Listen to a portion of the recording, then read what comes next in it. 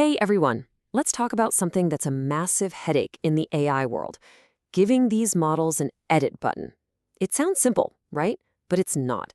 Today, we're diving into some really cool research called adapter swap that might just be the solution we've been looking for. So let me ask you this. What if you could give an AI selective amnesia? I mean, really think about that.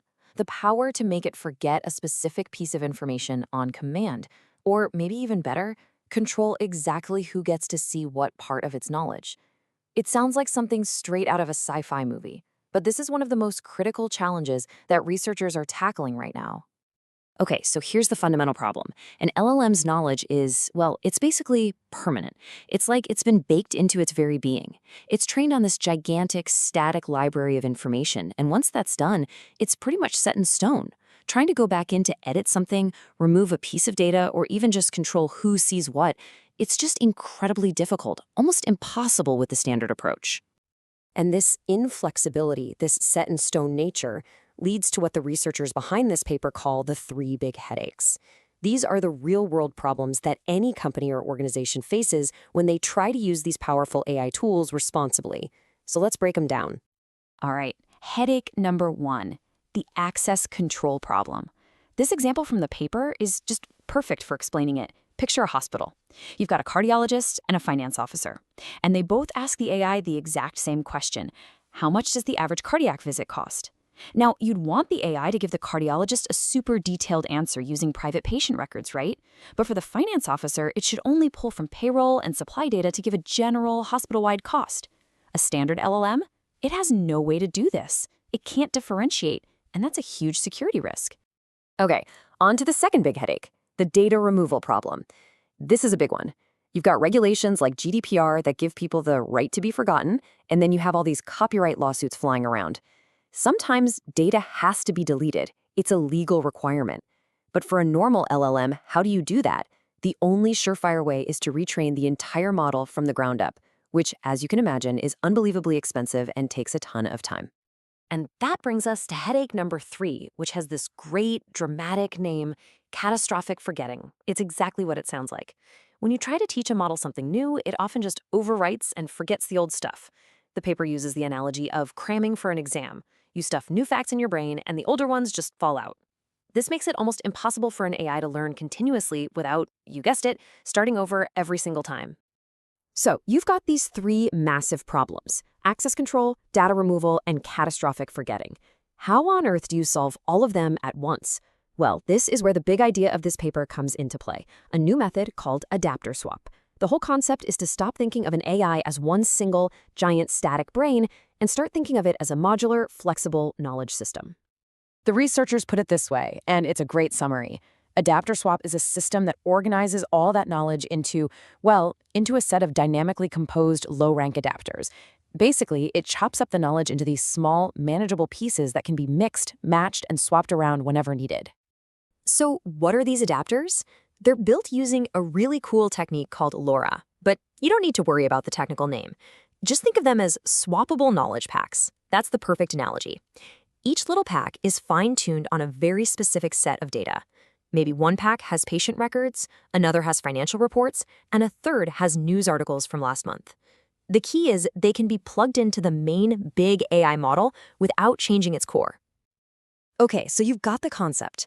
How does it actually work in practice? It's a surprisingly elegant four-step process. Let's walk through it. So here's the whole shebang. Step one, you take all your data and you segment it. You break it down into logical groups based on things like access levels or topics. Step two, for each of those little groups of data, you train a separate, small LoRa adapter, one of our knowledge packs. Step three, and this is the magic part, when a user asks a question, a special retriever model looks at the query and the user's permissions, and it picks out the exact right adapters for the job. And finally, step four, those selected adapters get combined with the base model, and boom, you get a correct, permission-aware answer. That all sounds fantastic in theory, right? It's a really clever system. But the big question is, does it actually work? Does it solve those three big headaches? Well, the researchers put it to the test, and the results are pretty impressive. All right, first up, Access control. So this table uses a metric called perplexity. The easiest way to think about it is as a confusion score. The lower the number, the more certain the model is about its answer. Now just look at the Mistral model here. When it has access to the data, it gets a super low score of 1.9. It's very confident. But when you restrict access, that score shoots up to over 28. That massive jump means the model is totally confused. It can't find the information. It's proof that the access control is working like a charm. Okay, test number 2, data removal. Same idea here with the perplexity score. Before they purged the data, the Mistral model could pull up a document with a really low score, 1.4. It knew the info perfectly. But after they removed the specific knowledge pack for that data, the score skyrockets to 15.4. The knowledge is just gone. The model can't access it anymore, which proves the removal was a success. And here's the real kicker. This isn't just about it working. It's about how efficient it is. Getting rid of that data by just unplugging a tiny adapter is up to 80 times more efficient than retraining the entire massive model from scratch. I mean, 80 times. That is an absolute game changer for any company. And finally, let's look at catastrophic forgetting. This chart tells the whole story. The first bar shows the old way, chronological fine-tuning.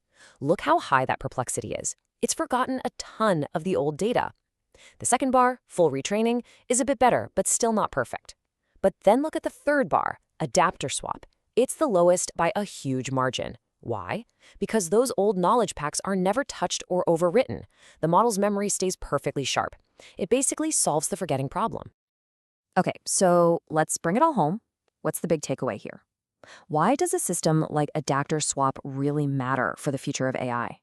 It's pretty simple, really. It makes these AI models efficient, controllable, secure, and adoptable.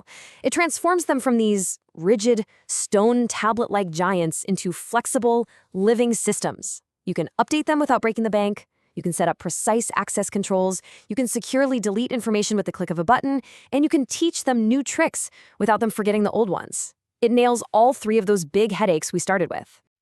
And that leaves us with a really fascinating final thought, doesn't it? We have this tendency to think of AI as this single monolithic brain that just gets bigger and bigger. But maybe that's not the right way to look at it. This research suggests that the future of smart, safe, and responsible AI isn't about building one bigger brain, but about connecting millions of small, specialized, swappable ones. So, is the future of AI modular? It's definitely something worth thinking about.